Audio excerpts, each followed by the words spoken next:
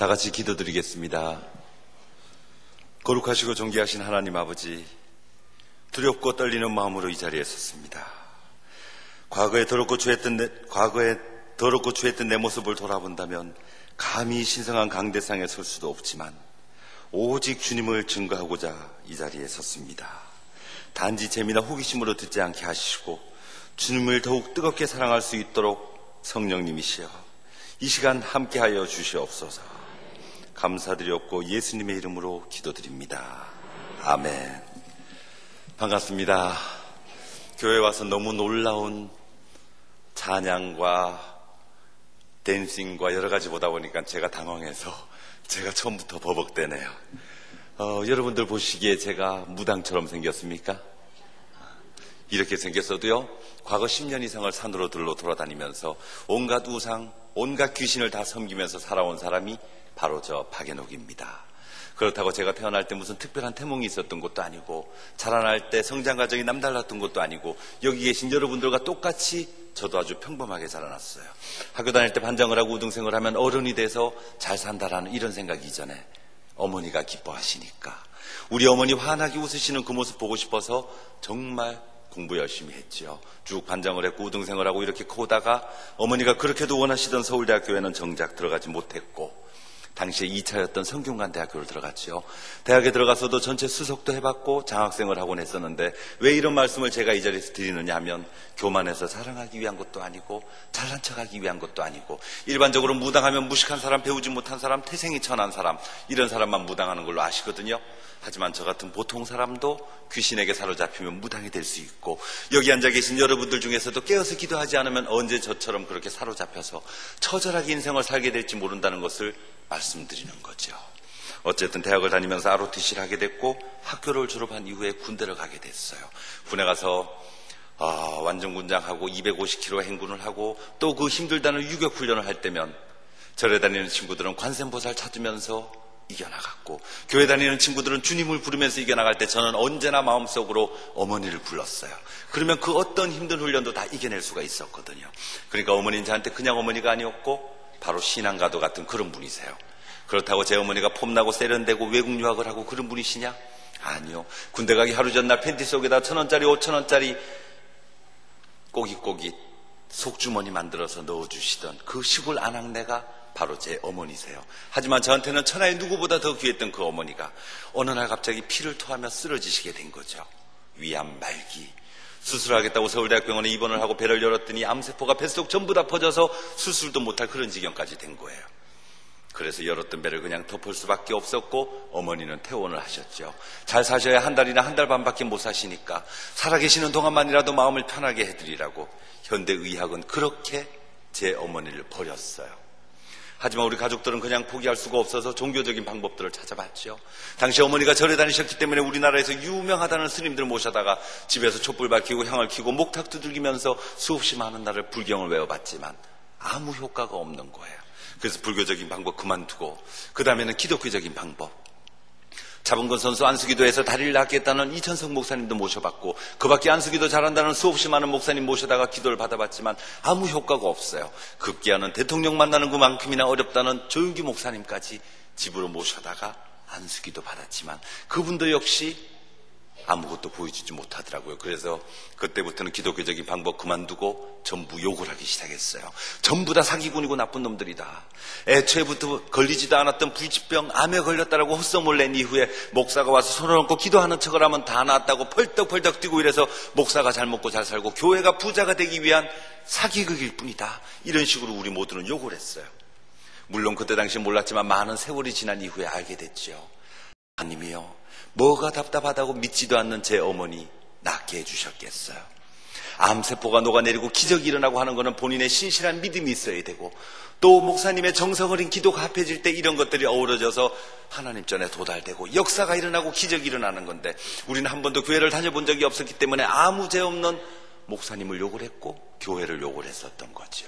어쨌든 기독교적인 방법도 그만두고 그 다음에는 도사들을 찾았어요. 지리산 도사, 태백산 도사, 계룡산 도사.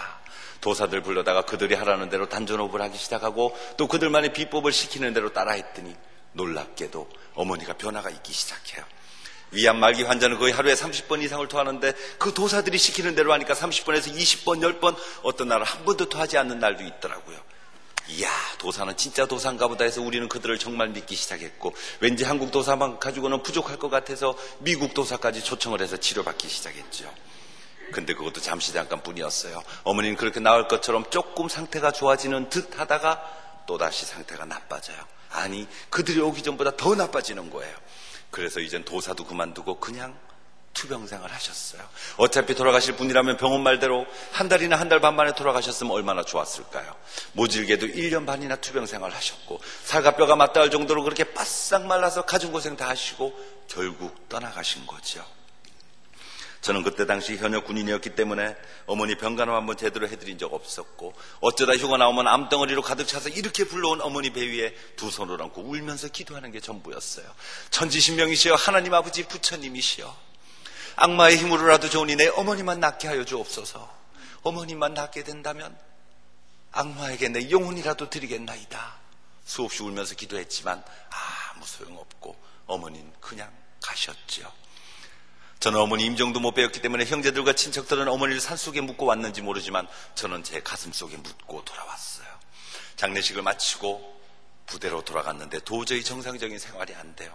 어머니가 너무나 보고 싶어서, 어머니가 너무나 그리워서 술을 마시지 않고 견딜 수가 없었죠. 저녁마다 홀짝홀짝 마시는 소주가 하루 저녁에 4병 내지 5병. 매일 이렇게 술을 먹으니 채 몇 달이 지나지 않아서 저도 어느 날 왈칵 피를 쏟으며 쓰러지게 된 거예요. 군대 의무대 입원을 했고 여러 날 치료받다가 어느 날 천장을 이렇게 쳐다봤더니 세상 살아가는 게 아무런 의미가 없어요. 그렇게 사랑하던 내 엄마 먼저 저 세상 보내고 무슨 미련이 있다고 살아남겠는가. 하루빨리 죽어서 어머니를 만나자 싶었지요. 주기로 결심을 했어요. 술을 잔뜩 마시고 큰 길가에 앉아서 한참을 기다리다가 때마침 맞은편에서 오는 큰 트럭을 보고 냅다 뛰어들었는데 술을 너무 많이 먹어서인지 출발이 좀 늦었나 봐요. 트럭은 급브레이크 밟고 서게 됐고 저는 그날 차에 치지도 못하고 트럭 아저씨한테 죽는 것보다 더 많이 맞았지요. 그리고 부대로 돌아가서 생각을 바꿔요. 아니야, 죽어도 곱게 죽어야 돼. 차에 치여 죽어서 머리통 다 부서지고 팔다리 잘라지고 이러면 어쩌면 어머니가 날 몰라볼지 몰라. 아니, 알아보신다 해도 정말 슬퍼하실 거야. 곱게 죽자 해서 약을 사기 시작해요. 수면제, 신경안정제, 감기약, 기침약 잔뜩 사다가 한꺼번에 입안에 털어놓고 삼키기 시작하죠. 목구멍으로 약은 막 넘어가는데 갑자기 막내 여동생이 떠올라요. 어머니 돌아가실 때 15살이었던 우리 막내. 만약에 나까지 죽는다면 얘가 얼마나 더 슬퍼할까 생각을 하니 도저히 죽을 수가 없어요. 그래, 죽는 거는 아무 때나 죽을 수 있어. 우리 동생 20살 될 때까지만 죽는 거 참자. 그리고 남아있던 약은 다 뱉어내고 자살을 포기했죠. 다음날부터 불경을 외기 시작해요. 어머니 돌아가셨을 때 절에서 49제라는 걸 했었는데 그때 어떤 스님이 가르쳐준 불경. 오 마무가바야로 차나마하 무드라마니 파드마즈바라 프로바야 타야훔. 이게 전부인데요. 이 불경을 하루 저녁에 10,000번을 외우면 사람이 살았을 때 지은 모든 죄가 없어지고 하늘에 간다 그러는 거예요. 근데 중요한 거는 숫자가 딱 맞아야 된대요. 41번을 외워도 무효, 9,999번을 외워도 무효래요. 하루 종일 힘들게 군사훈련을 받고 열심히 불경을 외다 보면 수천 번이 지나면 저도 숫자가 헷갈려요. 그러면 처음부터 다시. 또 열심히 불경을 외다가 수천 번이 지나면 또 숫자가 헷갈리면 처음부터 다시. 이렇게 하기를 수도 없이 많은 날을 했지만 한 번도 10,000번을 채운 기억은 없고, 10,000번을 채웠다 한들 사람의 죄가 없어지고 하늘에 갈 수 있겠어요? 제가 너무나 많이 슬퍼하니까 불경을 외는 동안만이라도 슬픔을 잊으라고 그냥 스님이 하라고 그랬던 것 같더라고요. 어쨌든 불경 외는 것도 그만두고 그냥 군대 생활 쭉 하다가 외출 나와서 우연히 점 보는 집을 발견했어요. 어머니 임종을 못 배웠기 때문에 혹시라도 마지막으로 들을 수 있는 말씀이 있을지 몰라 해서 용기를 내서 점집에 딱 들어갔는데 무당 아주 많은 말. 어머니가 원이 많고 한이 많아서 하늘 날아가지 못하고 9천을 떠돌아다닌다 그래요. 아줌마 절에서 49제 했는데요, 다 쓸데없는 짓이야. 그거는 중놈들이 돈 벌어먹으려고 하는 거야. 사람이 하늘에 가려면 진흙이굿을 해야 돼. 그래요?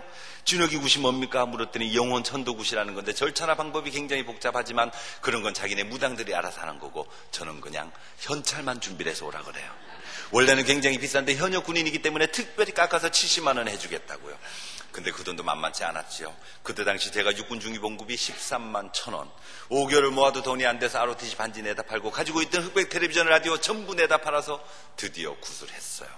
밤새도록 구슬했는데 그 구슬로 제 어머니가 하늘에 가시고 안 가시고는 둘째치고 나도 사랑하는 내 어머니를 위해서 뭔가 했다라고 생각을 하니까 마음은 정말 편안했어요. 이것이 저한테 최초의 굿이고 세월은 지나서 군대를 제대하고 코롱그룹에 들어갔어요.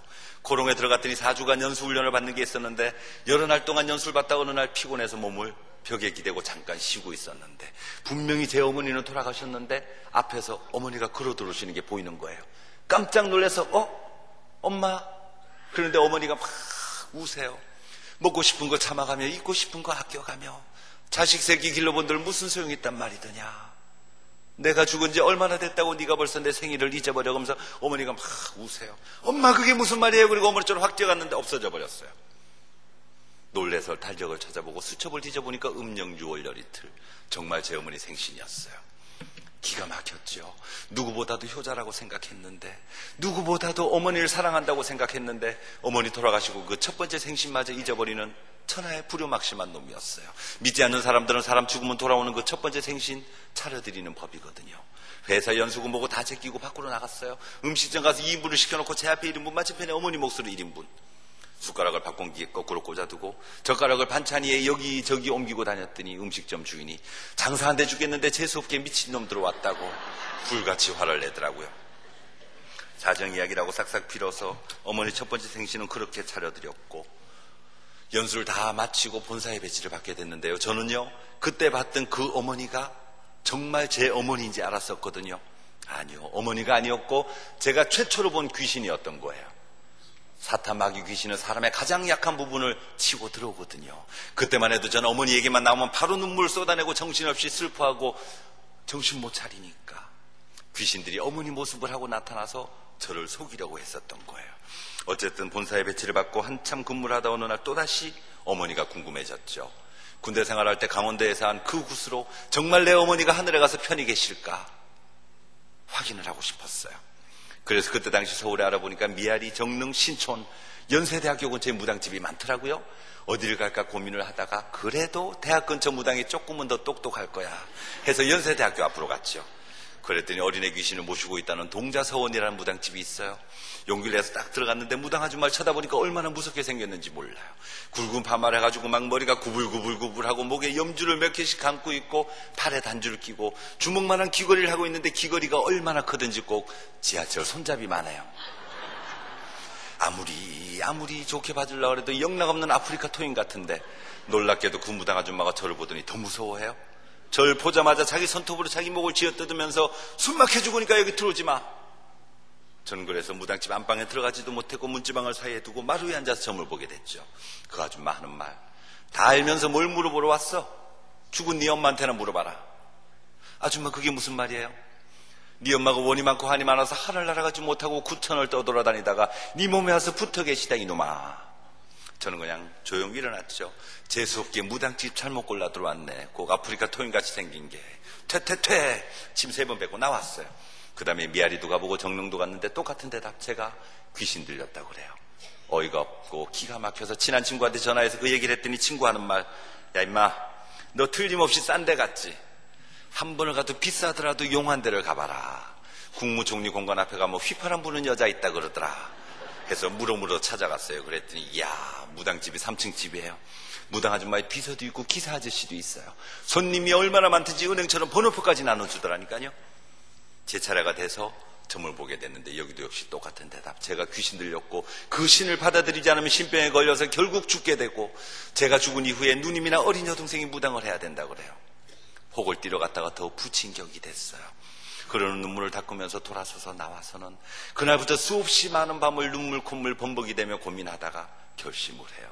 그래 누나나 어린 여동생이 무당하는 것보다는 차라리 내가 희생을 하자 해서 드디어 내림굿을 받아요.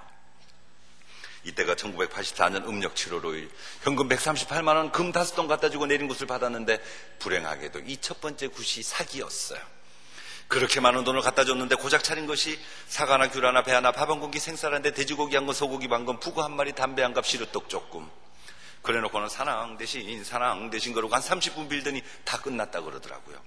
아줌마 벌써 끝났습니까 했더니 모든 천신과 지신에게 다 신고를 했기 때문에 이 밤이 지나고 나면 아무나 지나가는 사람 딱 쳐다보기만 해도 그 사람이 어떤 사람인지 알게 된다고 그래요. 순진해서 믿었지요. 근데 이 밤이 지나면이 아니고 한 달, 2달이 지나도 아무런 느낌이 없어요.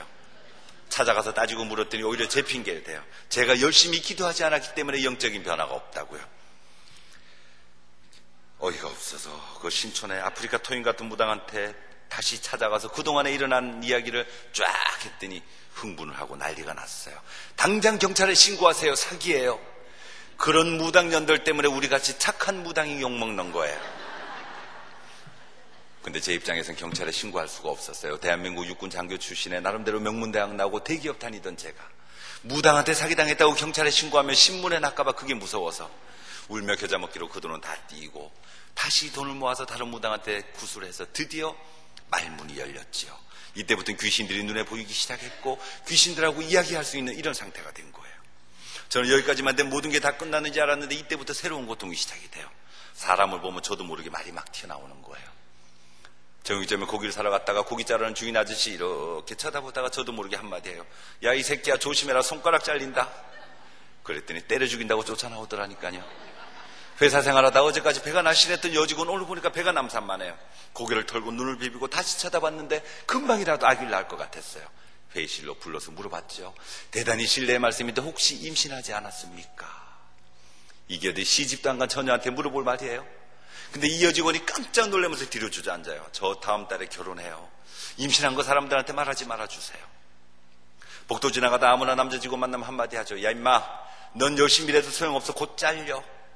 또 다른 남자 직원한테 넌 빨리 회사를 그만두고 유학을 가야 출세. 말이 막 튀어나와요. 물론 제 입에서 나오는 이 말들이 맞는지 틀린지는 저도 몰라요. 세월이 지나가 봐야 아는 거니까. 하지만 맞고 안 맞고 이전에 이렇게 말을 막 하다 보면 회사에서 정신병자 취급받고 잘릴까봐 입술을 꽉 깨물고 참기 시작했죠. 그러다가 다시 무당들을 찾아다녀요. 날 이렇게 만든 게 무당들이니까 이런 걸 막을 수 있는 방법도 틀림없이 있을 거야 해서 정말 유명한 무당들 찾아다녔어요. 작두굿을 잘해서 인간문화재가 됐다는 김금하 씨도 찾아가 봤고 일본 와세대 대학에서 초청국까지 했다는 상도동의 우옥주 보살도 찾아가 봤고 그랬더니 그들이 저를 얼마나 반기는지 몰라요. 자기 신하들 하기만 하면 한국 최고의 무당으로 만들어주겠대요. 자기 신하들 하기만 하면 세계에서 정말 잘 나가는 인류 점쟁이로 키워준대요. 조용히 거절하고 나왔어요. 저는요 무당하고 싶지 않았거든요. 그분들이 그렇다는 것이 아니라 일반적으로 무당 아줌마들 쳐다보면 무식해 보이고 천해 보이잖아요. 남자 무당들이요 대체적으로 키가 좀 적은 편이에요. 피부가 까무잡잡하고 목소리가 여자처럼 가늘거든요. 근데 제가 이만하면 키도 제법 크죠. 피부 뽀얗죠. 목소리 걸걸하지요. 그들이 보기에는 꿈나무로 보였었던 모양이에요. 그곳을 박차고 나와서는 찾아간 곳은 창신동의 탁보살. 이 사람은 무당이긴 하지만 인간적으로는 훌륭한 어머니세요. 평생을 무당에서 벌은 그 돈으로 자기 아들을 미국 하버드 대학까지 졸업을 시켰대요. 이분 하시는 말씀, 아직은 귀신들이 봐주니까 제가 그나마 정상적으로 생활할 수 있지만 시가 되고 때가 되면 저도 그들과 똑같이 방울부채 흔들면서 점을 봐야 되는 직업 무당을 해야 된다고 그러는 거예요. 소리 없이 눈물만 떨어지더라고요. 그래 서울에만 용한 점쟁이가 있는 건 아닐 거야 해서 팔도를 찾아다니죠. 경상도의 깔꾸리 보살, 전라도의 쪽집게 보살, 충청도의 몽보살. 이상한 거는 지방으로 내려갈수록 무당집 이름이 그렇게 촌스럽더라니까요. 그래도 대답은 항상 똑같아요. 결국 제가 이겨내지 못하고 무당을 해야 된다 그러더라고요. 이렇게 돌아다니면서 흘린 눈물이 시냇물을 만들고 강을 만들었어요. 그렇게 돌아다니다가 우연히 만나게 된 스님 출신 법사. 그래도 스님 출신이다 보니까 일반 무당들보다는 훨씬 유식하고 점잖았어요. 이분 하시는 말씀 세 가지만 잘하면 몸 안에 귀신은 남아있어도 최소한 직업 무당은 안 할 수가 있다 그래요. 무조건 시키는 대로 따라하기로 했죠. 그 첫 번째, 1년에 한두 번씩 귀신들을 대우해주고 달래주는 진적구슬하고, 두 번째 명산대천 다니면서 기도 다니고 밤마다 귀신들에게 기도를 하라 그래요. 근데 이것도 만만치 않았어요. 그때 당시 제가 코롱 한 달 봉급이 27만 원인데 신굿 한 번 하는 건 200만 원. 통돼지 갖다 바치고 소머리 올려놓고 무당들 5명 6명 들어와서 1박 2일 길게는 2박 3일 쉬지 않고 구슬하면 200만 원 달라고 그래요. 첫 해는 어릴 때부터 모아뒀던 돈으로 했고, 두 번째 해는 회사 퇴직금을 담보로 대출받아서 구슬했고, 세 번째 해는 결혼반지 전당포 잡혔고, 또 그 다음에는 제 아이 100일반지 돌반지 아내 몰래 금고에서 훔쳐내다가 팔아서 구슬했고, 또 그 다음에는 더 이상 내다 팔 게 없어서 밥을 굶기 시작했어요. 그때 당시 한 끼 2,500원 하던 김치찌개 된장찌개 저는 1년 12달 먹어본 적이 없어요. 항상 수돗물로 배를 채워야만 했고, 그 돈이라도 모아서 구슬해야 되니까 죽기보다도 무당하는 게 더 싫었으니까요. 어쨌든 10년이 넘도록 하나도 걸리지 않고 구슬 꼭 했어요. 두 번째, 명산대천 다니는 거. 혼자 멀리 다니기 힘이 드니까 회사 산악부에 가입을 해서 동료들과 함께 가요. 직장 동료들은 산에서 소주 마시고 노래 부르면서 놀 때 저는 배낭 속에 옥수수로 양초, 향, 과일 몇 가지 챙겨서 밤이 깊어지면 산꼭대기 올라가죠. 올라가서 열심히 기도하다가 먼동이 터오면 산 밑으로 내려와서 서울로 돌아오고, 이렇게 돌아다니다 보니 태백산, 월출산, 월악산, 지리산, 계룡산으로 남해, 보리암, 강화도, 만이산, 명산, 대산, 낙산, 서산, 크고 작은 모든 산들 다 돌아다녔고, 멀리 있는 산에 가지 못할 때는 서울에 있는 남산, 삼각산, 인왕산 가서 정한수 떠다 놓고 촛불 밝히고 기도하다가 집에 돌아가면 밤 11시, 저녁밥 먹고 잠깐 쉬었다가 아내가 잠들면 새벽 1시쯤에 다시 무릎을 꿇어요. 이렇게 시작된 기도는 새벽 5시까지 계속되지요. 아침에 회사는 가야 되니까 2시간 반이라도 잠을 자야 될 거 아니에요. 건강이 나날이 나빠져요. 1년 12달 점심 굶죠? 잠은 하루에 2시간 반밖에 못 자지요. 건강이 나빠질 수밖에요. 근데 제가 건강이 나빠지는 더 큰 진짜 이유는 다른 데 있더라고요. 사탄, 마귀, 귀신이 뭐를 먹고 사는지 아세요? 사람의 영과 혼과 육을 뜯어먹고 살거든요. 그렇기 때문에 제가 구슬하면 할수록, 산기도를 다니면 다닐수록, 밤마다 귀신들에게 기도를 하면 할수록 그들은 저의 온몸에 뼈 마디마디마다 창자나 이런 모든 내장기관에 귀신들이 자리를 잡으니까 건강이 나빠질 수밖에요. 무당 아줌마들 특별히 막노동도 안 하고 집에 앉아서 징치면서 불경만 외워도 툭하면 코가 얼고 입술이 터지는 이유가 사탄, 마귀, 귀신이 사람의 영혼과 육을 뜯어먹고 살기 때문에 그렇거든요. 어쨌든 이렇게 직업 무당이 되지 않으려고 처절하게 영적 전쟁을 하면서 살아왔던 그 10수년 생활 동안에 우리나라의 큰 무당, 나라 무당들도 많이 알게 됐지만 저는 그보다 더 중요한 사실들을 많이 알게 됐어요. 귀신이 가지고 있는 수많은 특징들이요. 귀신의 여러 가지 중에서 가장 우선되는 특징은 신경질이에요. 저는 무당 아줌마들이 무식하고 태생이 천에서 툭하면 서로 머리채 붙잡고 싸움하고 짜증내고 신경질이 부리는지 알았거든요. 아니요. 우리 같은 보통 사람도 누구나 귀신 들리면 그렇게 신경질을 내게 되는 거예요. 그러니까 여기 앉아 계신 여러분들 중에서 평소에 신경질 잘 내는 분이 있으시면 특별히 조심하시기 바랍니다. 옆 사람 얼굴 쳐다보시지 마시고요. 본인이 본인 판단하시기 바랍니다. 두 번째 특징, 거짓말 엄청나게 잘해요. 우리 보통 사람들은 거짓말했다 들키면 양심의 가책을 느끼지만 그들은 그렇지 않아요. 거짓말했다 들켜봤자 언제나 나오는 대답은 오직 하나. 아님 말고, 본인만 깨끗하면 되지 왜 화를 내고 그래? 이렇게 뻔뻔하게 나와요. 뻔뻔한 것도 귀신의 특징인가 봐요. 세 번째 특징, 남을 비판하고 이간질을 하죠.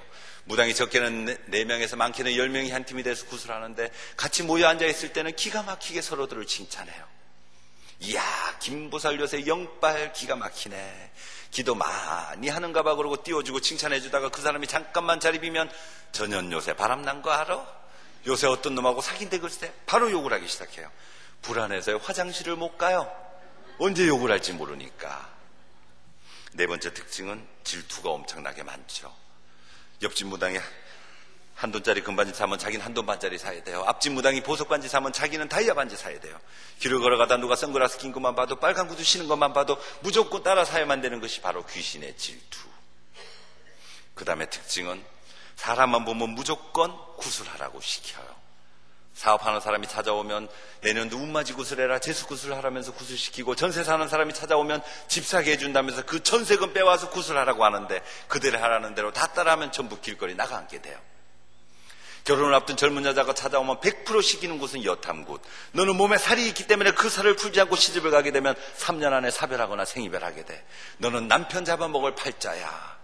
내 말대로 되지 않으면 내 손에 장을 지져라 그러는데 어쩐 여자가 찝찝해서 구슬 안 하겠어요. 그것만 하는지 아세요? 그보다 더 나쁜 거, 사람의 생명을 담보로 구슬하죠. 불치병에 걸린 사람, 암에 걸려서 다 죽어가는 사람이 찾아오면 그 환자 대신에 아무나 다른 사람이 대신 죽게 되는 대수대명굿. 옛날에는 지피나 이런 걸로 사람의 형상을 만들어 놓고 구슬했다는데 80년대 초에 유행했던 구슬로는 살아있는 닭을 이용을 했어요.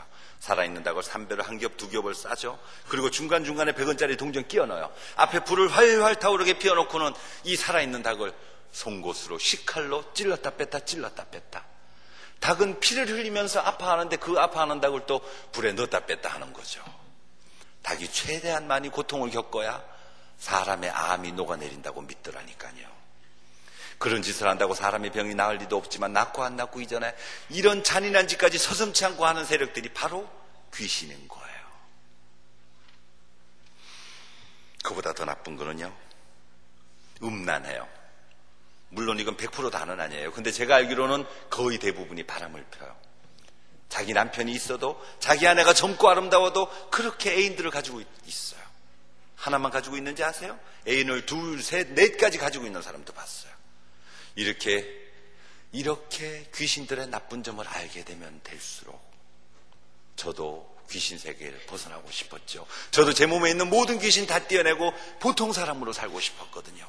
근데 혹시라도 잘못돼서 내 아이 죽게 할까봐, 혹시라도 내 가정에 해코지 할까봐 그게 무서워서 귀신 세계를 벗어날 수가 없었어요. 이때 멍든 가슴은 정말 하나님 아버지 말고는 아무도 모르시죠. 이렇게 고통 속에 살아가던 중에 제 주변에 사건들이 생기기 시작해요. 예수님 믿는 집안에 시집가서 잘 살던 우리 누나 집에 갑자기 부도가 났어요. 110억이 부도가 나서 자영은 비행기 타고 미국으로 도망가 버렸고, 누나는 아이 셋을 데리고 야간 도주해서 우리 집으로 왔어요. 귀신들이 당장 내보내라고 난리가 났네요. 왜 재수없게 예수 믿는 여자를 집안에 받아들이느냐고.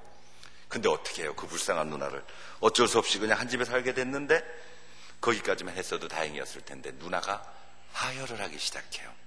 여자들은 굉장히 놀라거나 충격을 받으면 피를 쏟게 되는 수가 있다면서요.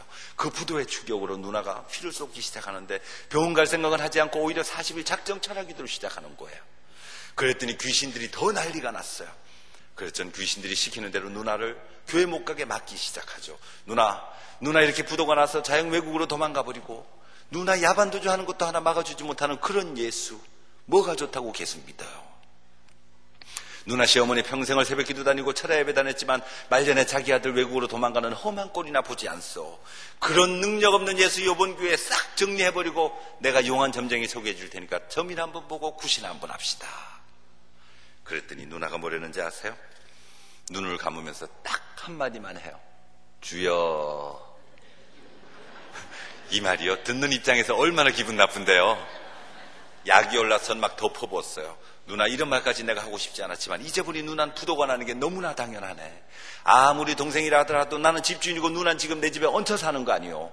그렇다면 최소한 집주인이 싫어하는 건 안 해야 되는 것이 세상 살아가는 법도인데 그런 거조차 모르니 당연히 부도가 나지. 막 퍼붓어요. 교회 못 가게 하려고. 그래도 소용이 없어요. 그냥 주여 그러면 그만이에요.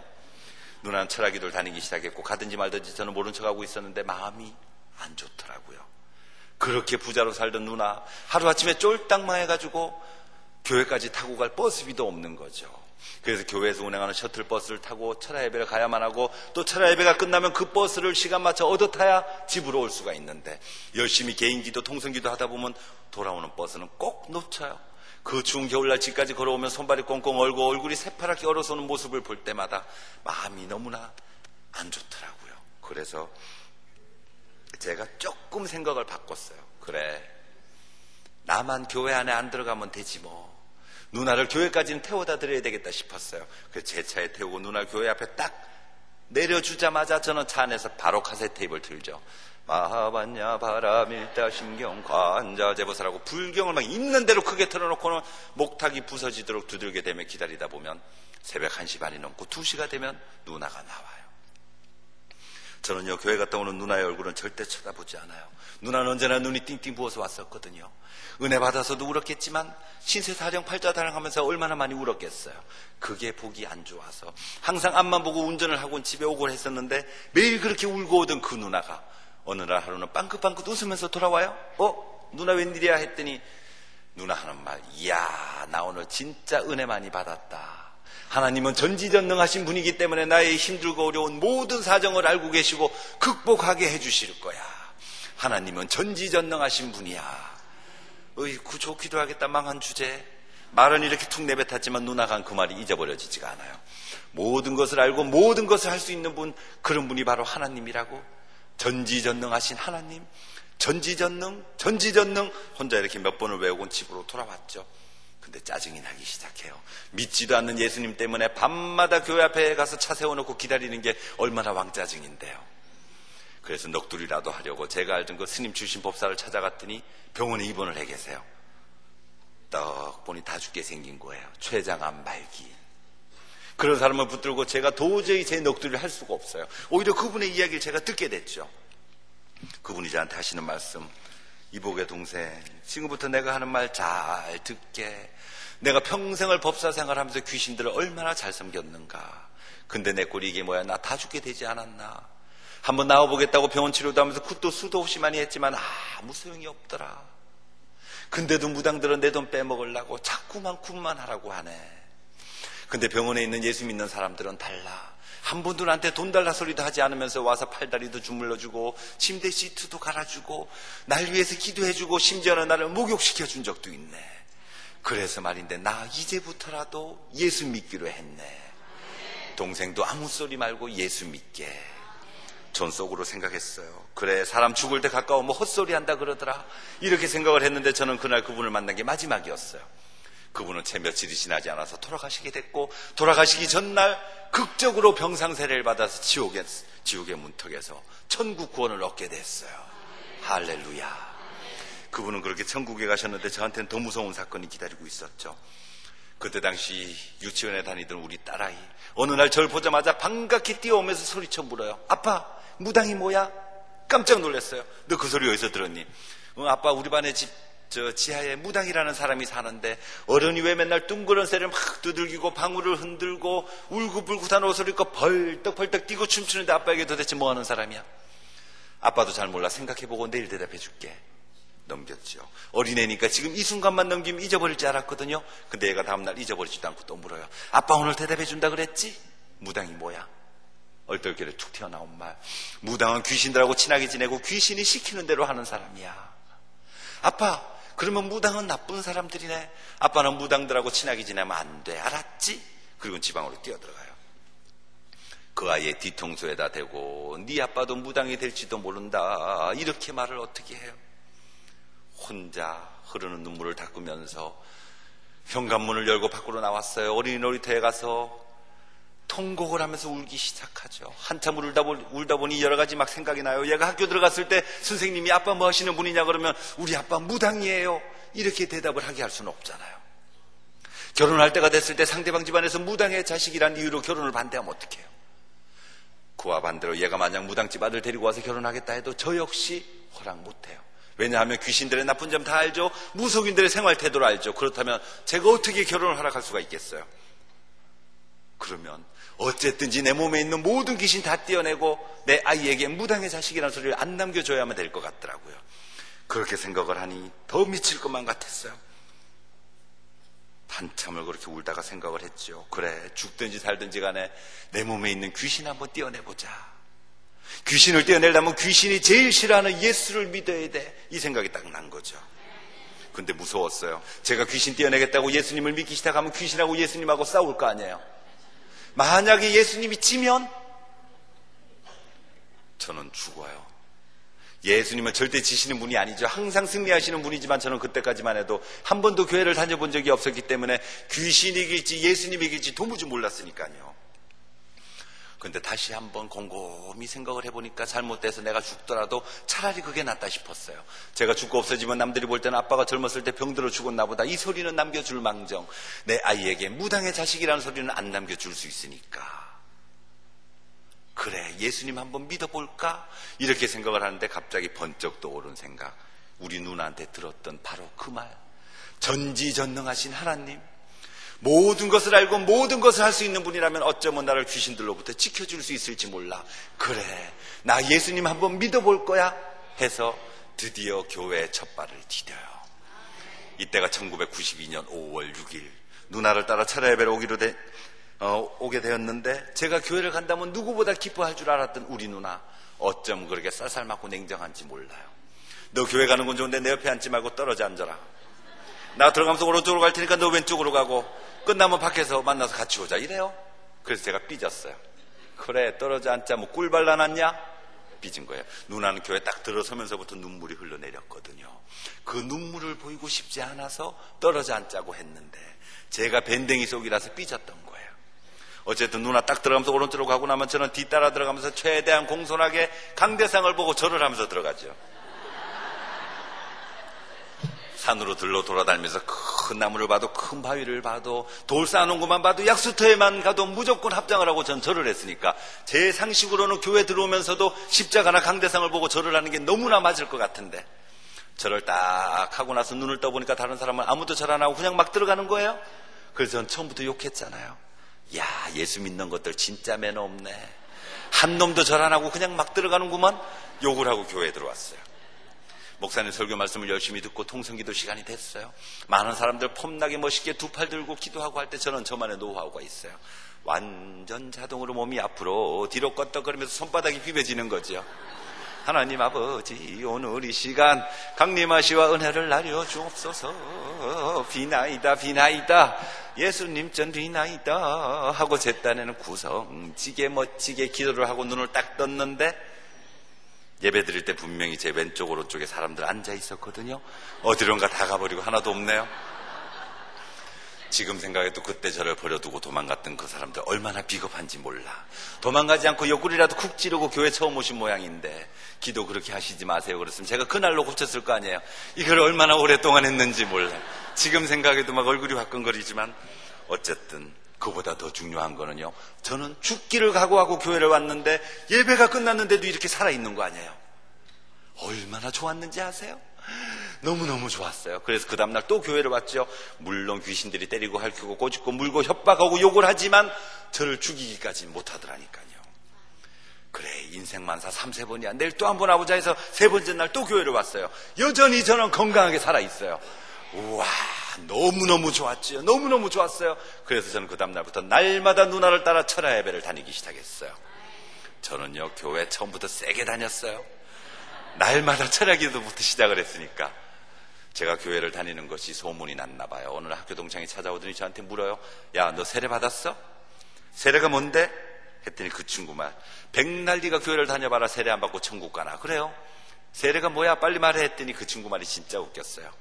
너한테 어렵게 설명해 주면 알아듣겠니? 쉽게 말해줄게. 하늘나라에 호적 올리는 거야. 가만히 생각을 하니까 사람도 태어나면 호적 올리잖아요. 저도 왠지 하늘나라에 호적을 올려야 될 것 같은데 근데 부담스럽더라니까요. 세례를 받으려면 교회에 등록을 해야 되는데 교회에 등록을 하면 어쩌다 주일날 땡땡이 치고 놀러가면 목사님 전화 올 것 같고, 구역예배 빼먹으면 그 다음 주일에 장로님, 권사님, 집사님 만났을 때 아이고 지난 주일에 왜 안 왔어? 이렇게 물으실까 봐. 이게 너무너무 싫어서 저는 교회 등록도 안 하고 그냥 교회를 다녔어요.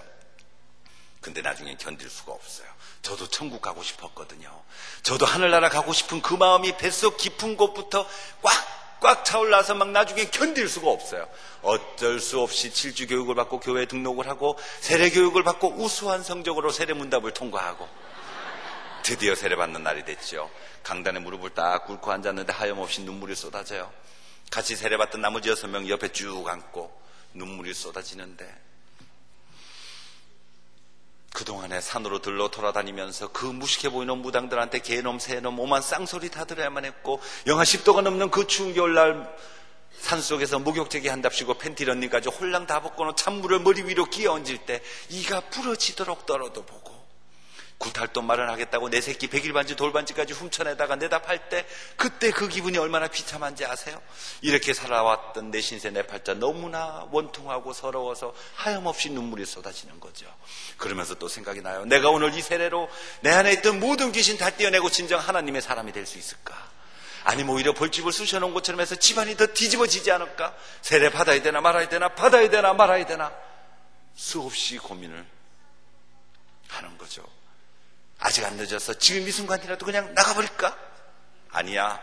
이 순간을 이겨내지 못하면 나는 영원히 내 아이에게 무당의 자식이라는 소리를 남겨줘야 될지 몰라. 나 끝까지 세례 받을 거야. 이렇게 독하게 마음 먹고 있는데 누가 제 머리에 손을 탁 얹었어요. 드디어 세례가 시작되는 거죠. 순간 저는 죽는지 알았어요. 이거는 영적인 체험이기 때문에 사람들마다 느낌이 다르시겠지만 저는요, 뭔지는 모르지만 어마어마하게 큰 힘이 몸으로 막 들어오는 걸 느꼈어요. 제 몸이 풍선처럼 빵빵해지고 금방이라도 터져버릴 것 같더라니까요. 성령님이 너무나 강하게 임하셨던 모양이에요. 그러면서 또다시 눈물이 쏟아져요. 근데 지금 나는 이 눈물은 조금 전에 났던 그 눈물하고는 종류가 달라요. 좀 전에는 내 신세 내 팔자 서러워서 났던 눈물인데 지금 나는 이 눈물은 뭔지는 모르지만 내가 그동안의 인생을 굉장히 잘못 살은 것 같다라는 이런 생각이 나면서 눈물이 나는 거죠. 제가 어떤 사람인지 아세요? 군대 갔을 때 저한테 예수님 믿으라고 죽도록 쫓아다니던 군대 동기 밤에 장교 숙소 뒤로 불러내서 두들겨 팼어요. 야, 이 새끼야, 예수 그렇게 좋으면 너나 믿지 왜 따라다니면서 사람은 귀찮게 해. 그리고 두들겨 패기도 했고,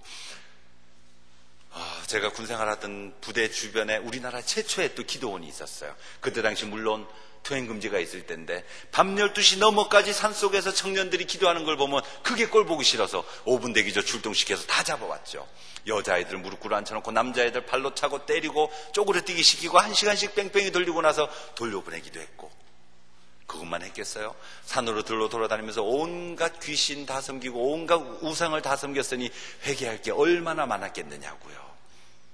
이렇게 정신없이 막 바닥을 쳐가며 울고 있는데 누가 제 팔을 붙잡아 이렇게 세워요. 눈을 딱 뜨고 보니까 같이 세례받던 나머지 6사람 하나도 없어요. 다 세례가 끝나고 자기 자리 가서 앉아있는데 저만 막 바닥을 치고 울고 있으니까 우리 목사님이 이제 그만 일어나서 내려가라고 그렇게 이렇게 세우신 모양인데, 울다가 딱 쳐다봐서 그런지 몰라도 와, 우리 목사님 진짜 멋쟁이로 보였지요. 울다가 목사님 확 끌어안아가지고 목사님 양복에 눈물 콧물 다 발라놓고 멀쩡한 양복 제가 다 버려놨죠. 그렇게 감격적인 세례를 받고 얼마나 좋았는지 아세요? 나도 이젠 세례교인이다, 나도 이제 천국에 갈 수 있다 해서 그때 그 기분은요, 이 세상 전부를 다 준다 해도 바꿀 수가 없는 거예요. 새벽기도를 다니기 시작하죠. 새벽기도로 가고 수요 예배를 가고 금요 예배를 가고, 주일날 저희 교회가 7부 예배까지 있는데 1부 예배 드리고는 섭섭해서 그냥 집에 못 가요. 2부 예배 또 드려요. 3부 예배 커피 마시면서 놀다가 4부 예배 드리고 5부 예배 드리고, 집에 가서 쉬다가 그냥 잘라 그러면 왠지 허전해서 또 철야 예배를 가고, 이렇게 하다 보면 하루에 제가 5번도 예배를 드려본 적이 있어요. 교회를 가는 게 점점 재미있어지고 너무너무 신나는 거예요. 어느 날 성경 공부가 하고 싶더라고요. 그래서 목사님을 찾아뵙고 말씀을 드렸어요. 목사님, 저도 성경 공부하고 싶어요 했더니 우리 목사님 하시는 말씀, 급하게 서두르지 말고 기다리세요. 특별관리 대상이라서 신앙 좋은 집사님 만나서 제자 양육 받아야 돼요. 지금 생각해도 그 특별관리 대상이 욕인지 칭찬인지 잘 모르겠지만 좌우간 저는 특별관리 대상이었어요. 6개월을 기다리니까 어떤 집사님 만나게 해주셔서 1:1 제자 양육을 받기 시작했고, 제 신앙생활은 그렇게 시작이 된 거예요. 일주일에 교회를 13번도 가고 15번도 가요. 이렇게 신나게 재미나게 즐겁게 신앙생활을 하고 있었는데, 이런 열심히 늙어 죽는 그날까지, 주님을 만나는 그날까지 계속됐으면 얼마나 좋았겠어요. 어느 날 갑자기 딱 떠오르는 생각, 내가 요즘 이거 미친 거 아니야? 피곤해 죽겠는데 새벽기도 왜 맨날 가는 거야? 장로도 아니면서. 나 새벽기도 일주일에 한 번만 갈 거야. 매주 월요일 오케이. 이래서 일주일에 한 번 딱 가는 걸로 바뀌었죠. 나머지 날은 새벽기도 안 와요. 수요일날 출근할 때 성경책 딱 챙기죠. 오늘 회사 퇴근하면 예배 드리러 가야지. 그래놓고 어디서 아는 사람을 만나거나 전화가 오면 그쪽으로 샬라당 새버려요. 금요일도 마찬가지. 출근할 때 저는 성경책 하나는 기가 막히게 잘 챙겨요. 그래놓고 어디서 또 연락이 오면 그쪽으로 가버리죠. 주일은 대체적으로 잘 지켰지만 그나마도 한 번씩 2번씩 빼먹기 시작하게 되죠. 친구들하고 골프 치러 가고 말 타러 가고 수상스키 타러 가고, 신앙생활이 이렇게 조금씩 무너지더라니까요. 그러던 어느 날 양심의 가책을 좀 느꼈어요. 오래간만에 기도나 한번 해볼까. 그리고 사무실 제 방에 문을 딱 닫고 무릎을 꿇고 앉았는데 깜짝 놀랐어요. 제 주변에 귀신들이 뺑 둘러싼 거예요. 저는 항상은 아니지만 무속에 10년 이상 관련되어 있었기 때문에 귀신들이 눈에 보일 때가 많거든요. 저를 둘러싼 그 귀신이 갑자기 확 덤비면서 목을 조르고 머리를 물었어요. 앞에 있는 귀신이 또 덤비면서 얼굴을 물더라고요. 귀신이 물면 아플까요? 안 아플까요? 물려보셨어요? 이거는 영적인 체험이기 때문에 사람들마다 다를 수가 있겠지만요, 저는 영적으로 아픈 걸 느껴요. 예를 들면 여러분들이 꿈속에서 어떤 싸나운 개가 막 쫓아와서 팔이나 다리를 물었다고 생각을 해보세요. 깨고 나면 아무것도 아니지만 꿈속에서는 얼마나 아파요. 그런 것처럼 저는 귀신이 물거나 때리면 영적으로 아프더라고요. 너무나 아파서 막 팔로 뿌리치고 주먹질하고 해도 귀신들이 안 떨어져요. 저도 모르게 소리쳤어요. 나사렛 예수의 이름으로 명하노니 사탄 마귀는 떠나갈지어다. 얼마나 효과가 있는지 정확하게 이런 때 쓰는 말인지도 잘 몰라요. 그냥 교회에서 배웠으니까. 그렇게 소리를 딱 쳤는데 여기 매달려 있던 귀신이 저만큼 나와서 팍 떨어지는 게 보였어요. 내가 더 놀랐어요. 이야, 환상적이네. 덤벼 한꺼번에 다 덤벼. 니드로는 완전히 죽었어. 그러면서 이제 영적 전쟁을 시작해요. 예수님 이름으로 이놈 물리치고 저놈 떼어내고 또 다른 놈 들려들면 또 예수님 이름으로 물리치고. 그렇게 하다 보면 오래 걸릴 때는 1시간 반도 걸리고 2시간도 걸려요. 10수년을 산으로 들러 돌아다녔으니 제 몸에 귀신이 얼마나 많았겠어요. 그 귀신들 전부 다 예수님 이름으로 다 물리치고 나면 세상에 줄 수 없는 평안을 느끼면서 뜨거운 눈물이 흘러내려요. 하나님 아버지 감사합니다.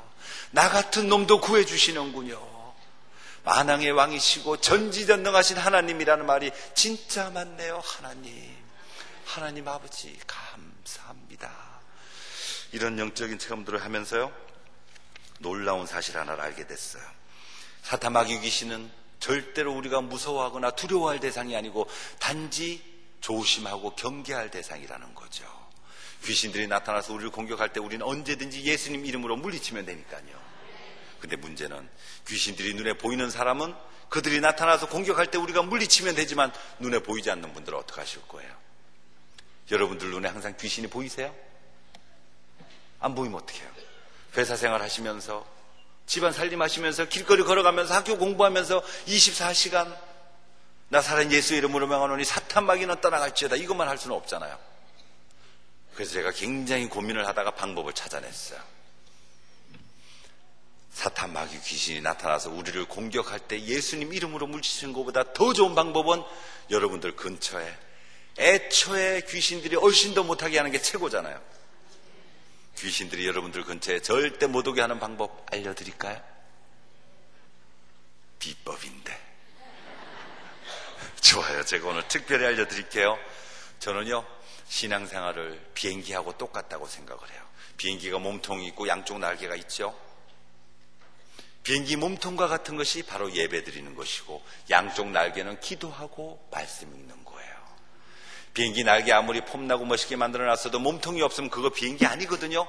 그와 마찬가지, 우리가 예배를 빼먹기 시작하면 우리 신앙생활을 완전히 망가지는 건데, 그럼에도 불구하고 어떤 사람들은 주워들은 건 있어가지고, 하나님은 교회 안에만 한정돼서 계신 분이 아니야, 하나님은 무소부재하신 분이야, 언제 어디에나 함께 계셔. 그러고 주일날 예배를 빼먹고 골프 치러 가서 한번 탁 치고는 굿샷, 하나님 아버지 동행하여 주시니 감사합니다. 이런 분들 실제로 있어요. 제가 본 적이 있으니까요. 주일날 예배 빼먹고 등산을 가죠.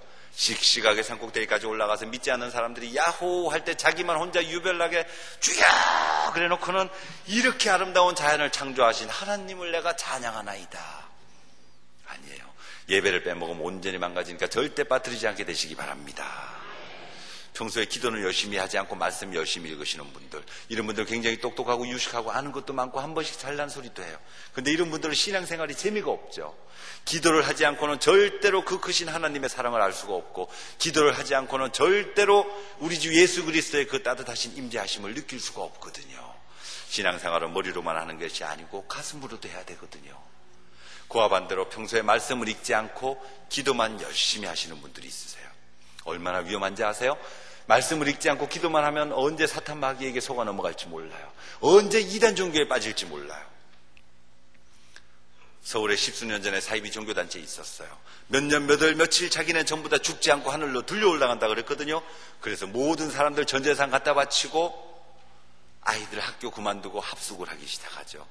그러다가 그 사이비 교주가 말한 바로 그날 목욕제기를 하고 깨끗하게 흰 옷으로 갈아입고 밤 12시 땡 할 때 전원이 동시에 쫙 팔을 들었는데 한 사람도 못 올라갔죠. 그 사람들이 왜 속았는지 아세요? 말씀을 안 읽어서. 딱 한 줄만 읽었어도 마지막 날은 오직 아버지 하나님만 아시고 예수님도 모른다 하셨는데 어떻게 그 한나 사이비 교주가 말하는 것을 믿을 수 있냐 이거죠. 저는요, 아무리 유명한 사람이 말해도 성경에 없는 얘기하면 절대 믿지 않아요. 근데 상대방이 하는 이야기가 성경적인지 아닌지를 제가 알 수 있으려면 끊임없이 제가 말씀을 읽어야죠. 여러분들도 예배 참석 잘 하시고 말씀 읽고 기도하시면 여러분 근처에 사탄 마귀 귀신이 얼씬 더 못하게 되리라 믿습니다. 제가 신앙생활 참 열심히 하고 성령 충만하다고 자신할 때 실험을 해봤어요. 새벽 1시에 혼자 공동묘지에 가서 해 뜰 때까지 앉아있어 봤거든요. 귀신이 공격하나 못하나 보려고. 공격 못하더라고요. 여러분들도 자신 있으시면 한 번씩 해보시겠습니까? 하지 마세요. 저는 이제 제가 워낙 호기심이 많은 성격이라 해보고 싶은 거 꼭 해야 됐어요, 옛날에는. 그래서 해봤던 건데 여러분들 일부러 하실 필요는 없고. 어쨌든 이렇게 쭉 신앙생활을 하다가 저도 전도 가고 싶어졌어요. 회사 근처에 머리가 이렇게 크고 등치가 산만한 사람이 왔다 갔다 하는 걸 우연히 보게 됐어요. 근데 걸음걸이, 말투, 행동 여러 가지로 봤을 때 절대 교회 다니는 사람이 아닌 것 같았죠. 왠지 그 사람을 전도하고 싶었어요. 아침마다 그 사람이 커피 자판기 앞에 나온다는 정보를 입수하고 시간을 맞춰서 제가 나갔죠. 최대한 화사하게 웃으면서 안녕하세요, 커피 한 잔 드릴까요? 커피 웃으면서 빼줬어요. 그리고 또 그 다음날 시간 맞춰 나가죠. 안녕하세요, 좋은 아침이죠? 커피 오케이? 웃으면서 커피 빼줬어요. 저요, 하루 300원씩 과감하게 투자했어요. 제 딴에는 정말 화사하게 웃으면서 가까이 갔다고 생각을 했는데 나중에 그 사람이 저한테 그러더라고요. 저 처음 만났을 때 진짜 느끼하게 보였대. 느끼하든지 말든지 복음을 전하려면 끊임없이 웃어줘야 되니까 저는 그렇게 가까이 접근을 한 거예요. 그러면서 조금씩 친해지는 것 같았는데 어느 날 집에서 TV를 틀었더니 그 사람이 TV에 나와요. 깜짝 놀랐어요. 뭐라고 나왔느냐? 전국의 지명수배, 한국에 남아있는 조직폭력배 실세 두목. 그러는데 간이 벌렁벌렁벌렁하고 온몸에 소름이 쫙 끼쳐요. 하마터면 맞아 죽을 뻔했구나 싶더라니까요. 다음날부터는 그쪽으로 절대로 안 가요. 항상 반대로만 갔죠. 여러 날을 걸어다가 다시 오기가 생겼어요. 아니야, 도대체 내가 왜 피해야 돼? 난 커피 사준 죄밖에 없는데 다시 한번 용기를 내자. 그래서 다시 짠 나타났어요. 안녕하세요, 오랜만이죠? 커피 한 잔 드실래요? 웃으면서 커피를 빼주고 있었지만 제 가슴 속은 떨고 있었어요. 그러면서 정말 많이 친해졌죠. 드디어 꼬시기 시작했어요. 교회 따라오는 날은 무조건 맛있는 점심 사주고 사우나 목욕시켜주고 하루 종일 재미나게 놀아줄게. 이 세 가지 조건으로. 싫다는 사람을 억지로 끌고 와서 지금 목사님 앉아 계신 맨 앞자리에 앉혔더니 뒷사람이 무지하게 싫어해요. 머리가 커서 앞이 잘 안 보이거든요. 이 사람이 졸다가 깨다가 일단 우리 담임 목사님 축도까지 마쳤는데 맨 앞자리에 앉아서 우리 목사님한테 삿대질을 해요. 야, 저 사람이 목사냐? 깜짝 놀라서 제가 그 손가락을 확 끌어내리면서 왜 그래, 뭐 마음에 안 드는 거 있어? 했더니 그게 아니고 잘생기진 않았는데 굉장히 매력있게 생겼네. 그치 우리 목사님 진짜 매력있지, 다음 주에 한 번만 더 오자. 했더니 아니, 아직 손봐야 될 사람도 있고 작업할 게 남아있어서 찝찝해서 교회 못 오겠어. 근데 죽기 전에 신앙을 하나는 꼭 가져야 될 것 같은데 내가 그때는 꼭 예수님을 믿을게, 그러는 거예요. 그 말을 듣자마자 저는 두 눈을 질끈 감고 두 주먹 불끈 쥐고 기도하기 시작했죠. 하나님 아버지, 분명히 들으셨죠? 자기 입으로 말했잖아요. 언제고 예수님을 믿겠대요. 그날이 하루빨리 올 수 있도록 역사하여 주시옵소서. 이렇게 기도를 하고는 입구 쪽으로 쭉 걸어나가게 됐어요. 같이 걸어나가다가 그 사람이 입구에 있는 헌금함을 발견을 했어요. 야, 저건 뭐 하는 통이야? 제가 깜짝 놀라서 몸으로 쫙 가렸어요. 아무것도 아니야, 몰라도 돼. 왜냐하면 조직에 있는 사람들이 돈에 예민하거든요. 근데도 자꾸 물어요. 뭐가 아무것도 아니야, 쌀통만 한데. 그래서 어쩔 수 없이 제가 대답을 했어요. 저게 헌금함이라는 건데 금액이 정해진 것도 아니고 강제로 내는 것도 아니고 자기가 내고 싶을 때 내고 싶은 만큼 각자 알아서 돈을 내면 그 돈을 모아서 수재의연금도 내고 불우이웃도 돕고 지역사회 발전에도 쓰고 해외 선교도 하고 교회 운영도 하고 좌우간 좋은 데 쓰는 거야. 했더니 절 옆으로 탁 밀면서 10,000원짜리 한 장을 빼서 넣어요. 우와, 여기까지만 했으면 진짜 멋있게 보였겠죠. 그래놓고는 평생에 잊지 못할 말을 한마디 했어요. 야, 오늘 저 목사 피 떼내면서 말했는데 바카스라도 사 먹으라 그래.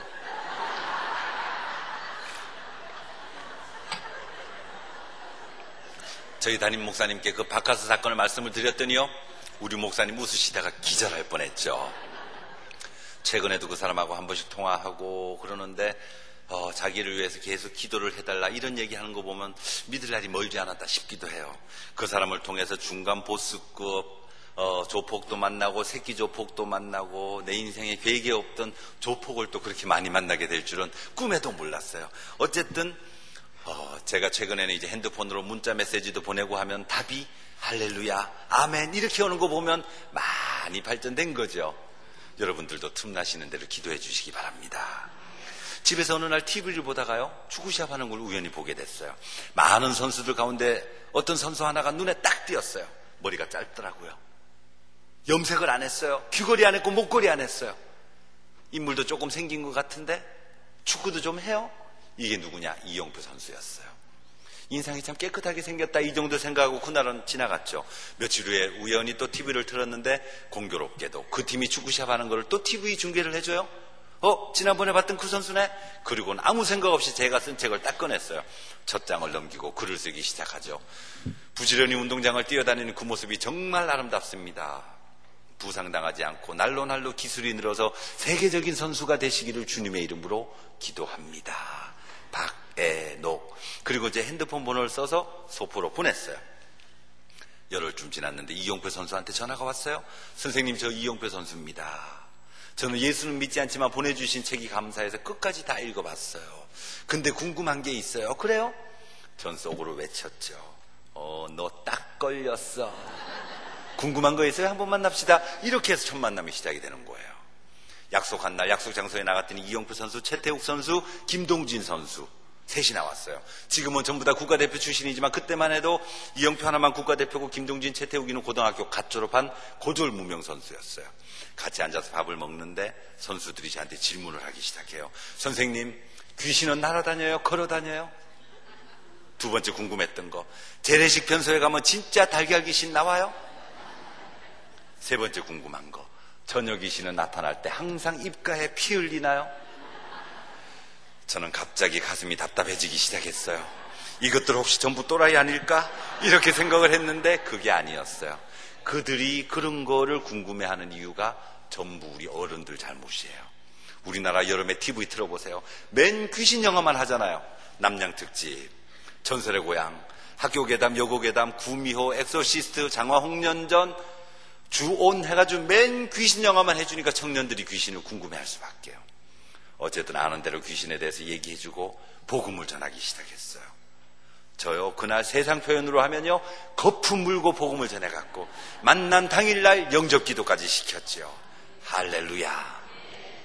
그리고는 돌아오는 주일부터 제가 교회를 데리고 다녔어요. 혼자 교회 가라 그러면 어색하고 쑥스러워서 못 갈 것 같아서 매주 제가 데리고 다녔고 일주일에 한 번씩 성경 공부를 가르치기 시작하죠. 제 사무실에서 이용표 선수 숙소까지 차로 운전해서 1시간 10분에서 20분 걸리는 그 거리를 한 번도 안 빠뜨리고 제가 꼬박꼬박 가서 성경 말씀을 가르치기 시작하고 매일 읽어야 될 성경 분량을 정해주고 밤 10시에 전화해서 확인하고 또 외워야 될 성경 구절 정해주고 함께 외우고 이렇게 예배드리고 성경 공부하고 기도하고 말씀 읽고 그러다 보니 이영표 선수가 변화가 되기 시작해요.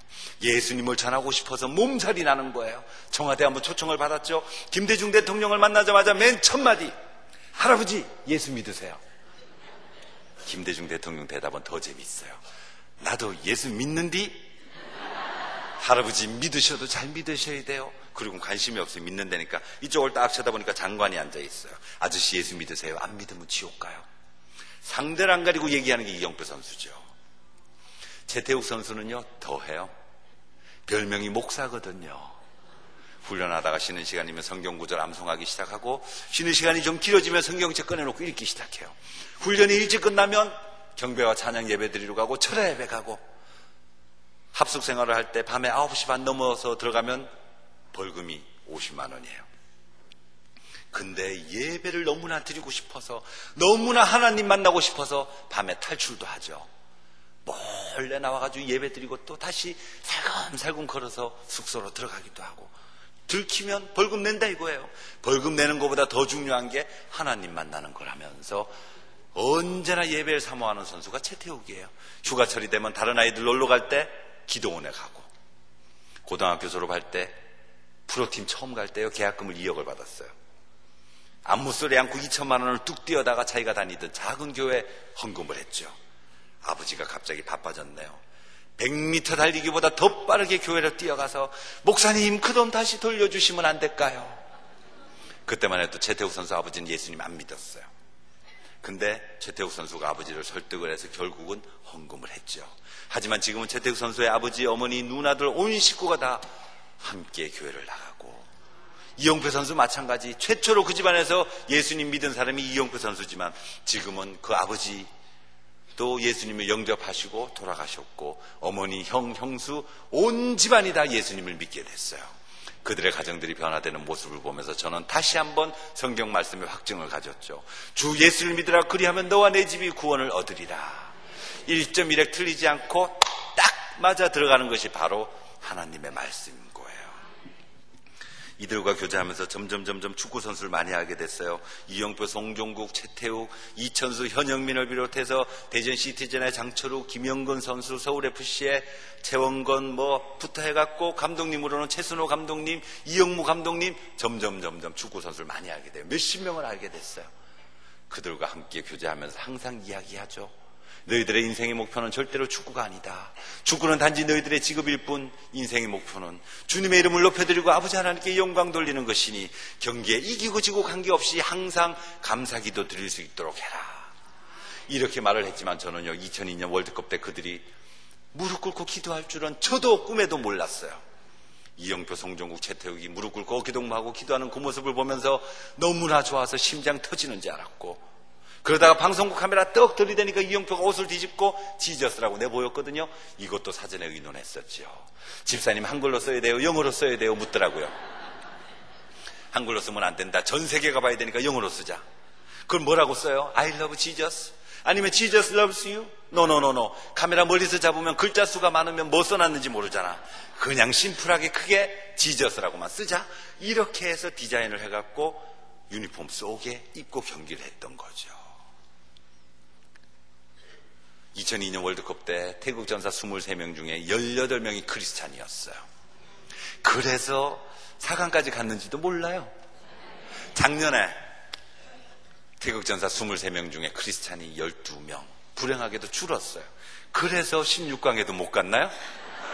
어쨌든 저는요, 예수님 믿고 나서 수지 맞았어요. 제가 예수님을 믿지 않았으면 어떻게 이렇게 가슴 벅찬 월드컵을 맞이하고 신나게 재미나게 살아갈 수가 있었겠어요. 이렇게 신나는 일도 많았던 반면에 저는요, 솔직히 말씀드리면 교회 다니면서 힘들고 어려운 점들도 사실은 있었어요. 뭐냐 하면 제가 처음 교회 왔을 때 많은 분들이 저를 반겨줬는데 어느 날 보니까 제가 교회 복도를 걸어가는데 맞은편에서 오던 남자 몇 사람이 저를 딱 쳐다보고는 아래 위로 훑어보고 수군대며 자리를 비켜요. 근데 제 귀에 딱 들렸어요. 뭐라는지 아세요? 저거 옛날에 무당이었대. 재수없어 가까이 하지마. 귀신이라도 하나 붙어오면 어떡해? 그 소리를 딱 듣는데 심장마비 되는 것 같았었어요.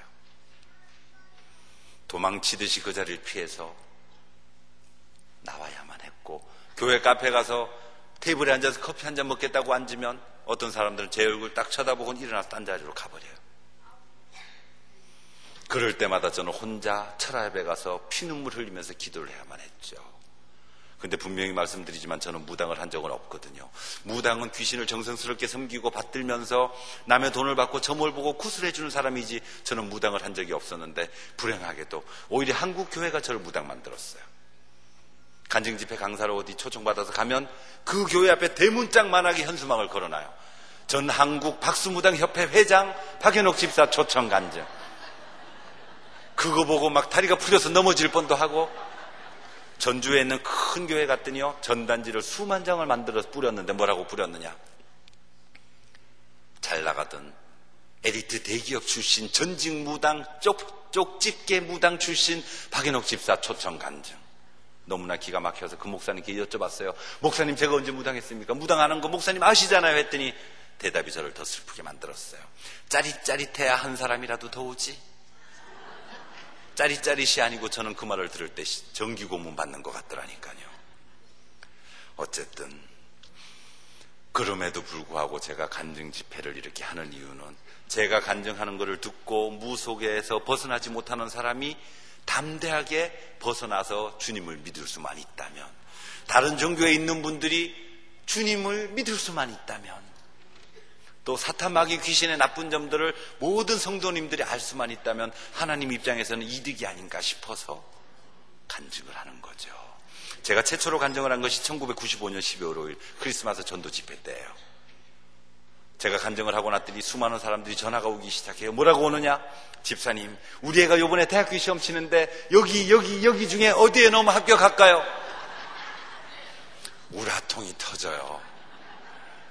막 화가 머리끝까지 나는데 억지로 꾹꾹 눌리면서 전화로 대답을 하죠. 집사님도 기도하시는 분이잖아요. 저한테 묻지 마시고 아버지 하나님께 기도드려보세요. 지혜를 주실 것이고 응답 주실 겁니다. 전화기 내려놓고 저는 그날 밤 또 혼자 철야 예배를 가야만 해요. 하나님이여 철야기도 보내는 방법도 진짜 여러 가지로 쓰신다니까요. 집사님만 오시는지 아세요? 권사님도 오세요. 권사님 오셔서 하시는 말씀, 집사님 내가 여기 온 거 진짜 비밀인데 용하다면서 이러면서 오세요. 용하기는 뭐 제가 언제 멍석 깔았어요 용하게? 왜 그러시냐고 여쭤봤더니 자기 딸 요번에 시집 보내야 되는데 속궁합 좀 봐달라고, 속궁합 좀 봐달라고. 저 그런 거 보는 사람 아니에요. 아무리 얘기를 해도 고래 힘줄보다 더 즐겨요. 봐주기 전에 절대로 못 가신대. 제가 어쩔 수 없이 속궁합 봐드렸잖아요. 속궁합을 어떻게 봐드렸느냐 먼저 네 가지를 여쭤봤어요. 첫 번째, 두 사람 다 예수님 잘 믿습니까? 둘 다 건강합니까? 성격이 잘 맞습니까? 취미가 비슷합니까?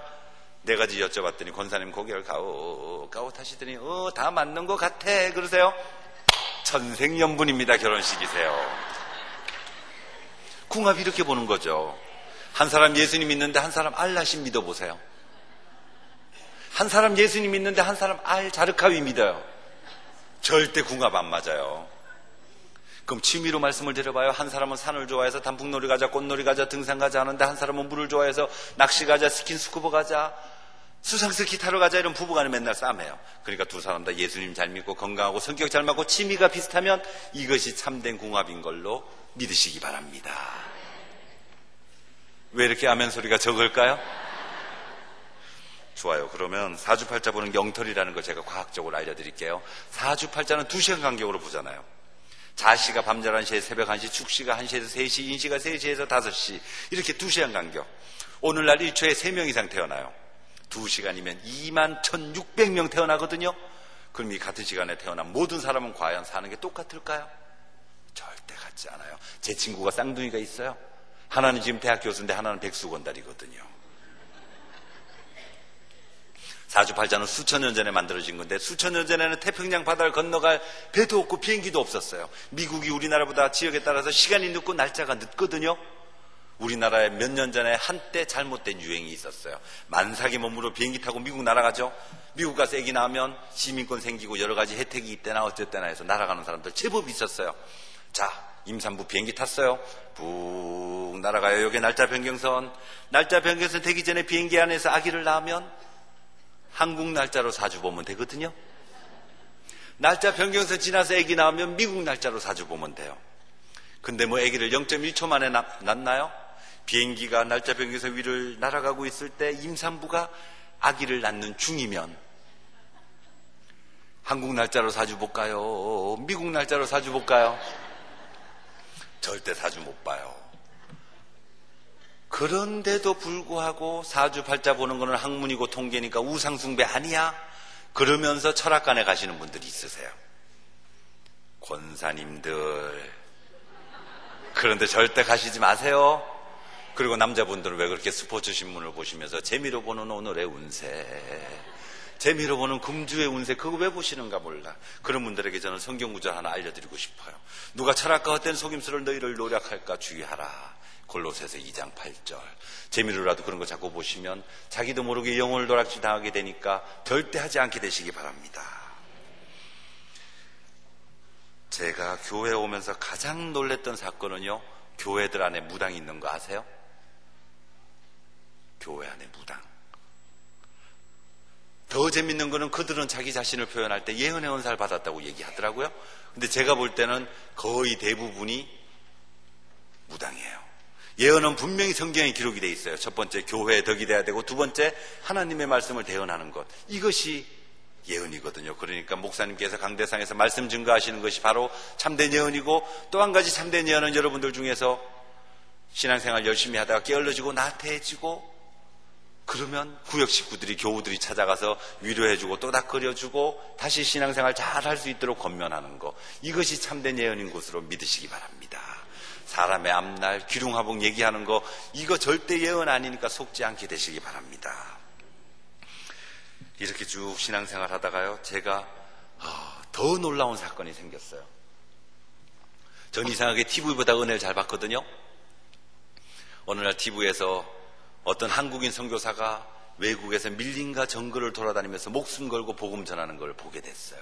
그 프로를 보면서 제 가슴이 뛰기 시작했어요. 얼마나 믿음이 좋으면 저렇게 외국에 가서 밀림과 정글을 돌아다니며 복음을 전할 수 있을까? 이야, 저분 진짜 멋있다. 이렇게 감동이 오기 시작했어요. 근데 그 감동이 그날 그 TV 프로가 끝날 때 같이 끝났으면 얼마나 좋았겠어요. 그날 밤 꿈에 왜 남태평양의 원주민들이 보였나 몰라요. 다음날 회사에 가도 계속 생각이 나고 하루 이틀 사흘 나흘 일주일이 지나도 계속 원주민들이 제 머리를 떠나지 않아요. 그래서 어쩌면 하나님의 뜻이 있는지 몰라 해서 방송국으로 전화를 하게 됐고 주소를 알게 돼서 편지를 보냈더니 한 달쯤 후에 답장이 왔어요. 또 한 번 편지를 보냈더니 한 달쯤 후에 답장이 와요. 그리고 전화를 한 두어 번 통화를 하고는 무려 비행기를 15시간을 타고 제가 남태평양으로 날아갔어요. 주변에 많은 사람들이 저를 욕하더라고요. 너 진짜 미쳤다. 원래 알던 사람도 아니고 텔레비 한번 보고는 미쳤다고 남태평양 가냐? 예수를 믿어도 별나게도 믿는다. 전부 다 저를 욕했어요. 근데 저는 가지 않을 수가 없었어요. 왜냐? 하나님을 느껴보고 싶었거든요. 한국에서 생활하면 솔직히 아침에 눈 뜨면 회사 가기 바빠요. 언제 어딜 가도 자동차 쌩쌩 달리고 사람들 붐비고 끊임없이 핸드폰 벨 소리 울리고 집에 가면 처자식이 얼굴 빤히 쳐다봐요. TV 켜져 있고 컴퓨터 켜져 있어요. 모든 거 내려놓고 하나님만 느껴볼 그런 기회가 잘 없어서 저는 전화도 안 되고 저를 아는 사람이 하나도 없는 그런 곳에 가서 하나님을 느껴보고 싶었던 거죠. 그래서 남태평양 간 거예요. 남태평양의 공항에 딱 도착을 했는데 저는요, 원주민들을 만나면 굉장히 반갑고 기쁠 줄 알았는데 아니요, 섬뜩했어요. 원주민을 딱 쳐다봤더니 전부 다 키가 190cm가 넘어요. 남자 평균 체중 150kg, 여자 평균 체중 130kg. 손을 딱 보니까 손이 얼마나 큰지 손가락 하나하나가 전부 다 소세지 같아. 그보다 더 무서웠던 거는 그들의 아버지 할아버지들이 불과 몇십 년 전까지만 해도 사람을 먹었었대요. 다른 부족하고 전쟁을 해서 이기면 상대방 부족 머리통을 부셔서 골을 꺼내서 나눠 먹던 부족이라는데, 지금은 사람은 안 잡아먹는다지만 혹시라도 그들이 헷가닥에서 저를 딱 보고 맛있게 느끼면 어떡해요. 굉장히 조심조심하고 돌아다녔어요. 그러다가 여러 날이 지나면서 원주민들하고 제법 많이 친해졌죠. 주일날이 됐어요. 예배가 아침 10시라는데 제가 거기 가서 특별히 할 게 뭐가 있겠어요. 그냥 교회에 일찍 갔어요. 교회 또 가니까 할 게 뭐가 있겠어요. 그냥 무릎 꿇고 기도하기 시작했죠. 기도하기 시작했는데 시간이 얼마 안 된 것 같은데 옆에서 인기척이 느껴지고 찬송가 소리, 기도 소리가 들려요. 눈을 딱 뜨고 시계를 봤더니 8시 반도 안 됐어요. 예배 시작 1시간 반, 거의 2시간 전에 그 원주민들이 와서 예배 준비를 하는 거예요. 자기 이름 하나 제대로 쓸 줄 아는 사람이 몇 없는 그 무식한 원주민들이, 가까이 가서 허깅하고 안아보면 냄새나는 그 원주민들이, 그럼에도 불구하고 이렇게 경건하게 예배 준비하는 모습을 보면서 저는 무너져 내리고 있었어요. 과연 내 모습은 어땠던가? 오늘날 우리 한국교회의 모습은 어떤가? 예배 시작 5분 10분 전에 급하게 본당으로 뛰어들어오고, 어떤 분들은 목사님 설교 시간 하고 계시는데도 늦게 오면서 고개 숙이지도 않고 당당하게 걸어들어오고, 죽도가 채 끝나기 무섭게 자기 차 빨리 빼서 집에 가려고 뛰어나가기 바쁘고, 이렇게 좋은 건물에서 예배 드릴 수 있는데, 이렇게 좋은 시설에서 예배 드릴 수 있는데, 우리는 예수님을 믿는다는 이유로 한 번도 생명의 위협을 받아본 적도 없는데 왜 우리에겐 예배의 감격이 없는가? 부끄러워서 원주민을 쳐다볼 수가 없어요. 고개를 숙였는데 눈물이 떨어지기 시작하더라고요. 한참을 울다가 마음속으로 수십 번 수백 번을 외쳤어요. 나 한국에 돌아가면 진짜 예수님 잘 믿을 거야. 나 한국 돌아가면 진짜 예수님 잘 섬길 거야. 그렇게 수십 번 수백 번을 외치고 그날 예배를 다 마쳤고 다음날 차를 타고 어딘가 가게 됐어요. 한참 가다 보니까 오른쪽에 큰 바위가 나타났는데 여기 영어로 3줄이 적혀 있어요. Jesus died for you. What have you done for him? Jesus cares. 예수님은 당신을 위해 돌아가셨습니다. 당신은 그를 위해서 무엇을 했습니까? 예수님이 돌보아 주십니다. 첫 번째 줄 오케이, 인정. Jesus died for me. 예수님 저 때문에, 저를 위해서 십자가에 못 박혀 돌아가셨어요. 오케이, 인정. 근데 저는 두 번째 줄에 딱 걸렸어요. 당신은 그를 위해서 무엇을 했습니까? 돌이켜보면 저는 주님을 위해 한 게 특별히 없었거든요. 내 몸에 있는 귀신 떼어내려고 예수님 믿었고, 내 한 몸 편안하려고, 내 가정 편안하려고 예수님 믿었지, 주님을 위해 한 게 특별히 없더라고요. 저요, 처음 예수님 믿고 나서 채 1년이 되기 전에 성경 통독 끝냈고 봉사활동하고 전도하기 시작했어요. 근데 이런 제 모습들이 과연 주님을 기쁘게 했느냐? 아니요. 주님의 이름을 앞에 걸고 내 자랑과 보람만 삼았던 거죠. 야, 초신자가 대단하네. 벌써 성경 통독했대. 봉사활동하네. 전도하네. 앞으로 장로감이야. 이 칭찬 듣는 재미에 너무너무 부끄럽고 너무너무 이기적이고 못난 제 모습에도 불구하고 지저스 케어스, 예수님이 돌보아 주십니다. 너무나 예수님한테 죄송하고 또 고마워서 고개를 숙이고 눈물만 흘렸지요. 한참을 그러고 있다 다시 차를 탔어요. 쭉 차를 타고 가다 보니까 이번에 왼쪽에 아까보다 더 큰 바위, 여긴 영어로 한 줄, Jesus will soon return. 주님이 곧 오십니다. 순간 전 소리쳤어요. 안 돼요. 오지 마세요, 예수님. 뭐가 급하다고 이렇게 빨리 올라 그러세요. 하나님 옆에 앉아서 편히 계시다가 제가 살 만큼 살고 늙어 죽은 이후에 그때 다시 오세요, 예수님. 소리쳤어요. 왜냐? 너무나 무서웠거든요. 어느 날 갑자기 예수님 제 앞에 짠 나타나서 난 너 위해서 십자가에 못 박혀 죽었는데 너 도대체 나 위해서 뭐 했니? 물으시면 전 대답할 게 아무것도 없었으니까 절대 오시지 마세요. 막 소리 지르고 난리를 쳤던 거죠. 한참을 그러다가 어느 순간부터 제가 저를 합리화하기 시작했어요. 아니야, 나 아직 안 늦었어. 아니야, 나 아직 안 늦었어. 지금부터라도 주님이 기뻐하는 그런 일들만 하면 될 거 아니야. 그럼 주님이 가장 기뻐하는 것은 무엇일까요? 바로 사람의 영혼이죠. 저와 여러분들의 영혼, 그리고 아직까지 주님을 영접하지 못하고 있는 그 잃어버린 영혼들, 지구촌 구석구석에 버려진 듯이 살고 있는 원주민들의 영혼까지도요. 남태평양의 섬나라 사람들 어떤지 아세요? 한국 돈으로 하루 몇백 원이면 말라리아를 치료해서 살아날 수가 있는데 그 돈이 없어서 죽어가요.